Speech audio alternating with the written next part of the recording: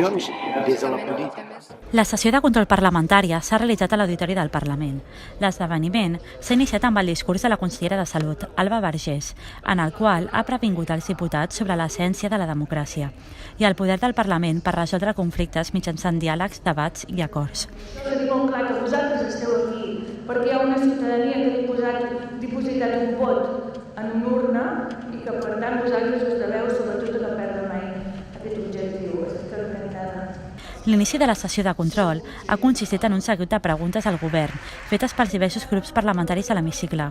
Els diferents grups han preguntat sobre diversos temes, com la migració de joves cap a l'àrea metropolitana, els autònoms, la violència de gènere, els atemptats a Barcelona i Cambrils.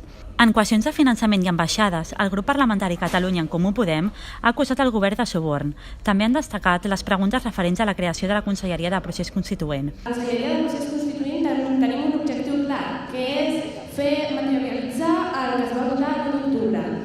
Tot seguit, els diputats dels grups parlamentaris han formulat preguntes al president. L'educació, la seguretat i la igualtat d'oportunitats són qüestions que se li han plantejat. Farem una educació que oferim en igualtat, en respecte i en donar sempre les oportunitats que calguin. Siguin les propostes que siguin, farem lleis per tal d'això, posarem inversions com calguin. Per últim, al debat a la totalitat d'interpel·lacions s'ha debatut el projecte de llei de cooperació al desenvolupament i els diversos grups parlamentaris han carregat contra el govern tidian el projecte de llei com a sobiranista i nacionalista. Sabem que no hi ha excuses per no ajudar els desvalguts i els oprimits sense importar el seu origen o la seva condició. No perdem aquesta oportunitat. Per responsabilitat, posem-nos-hi.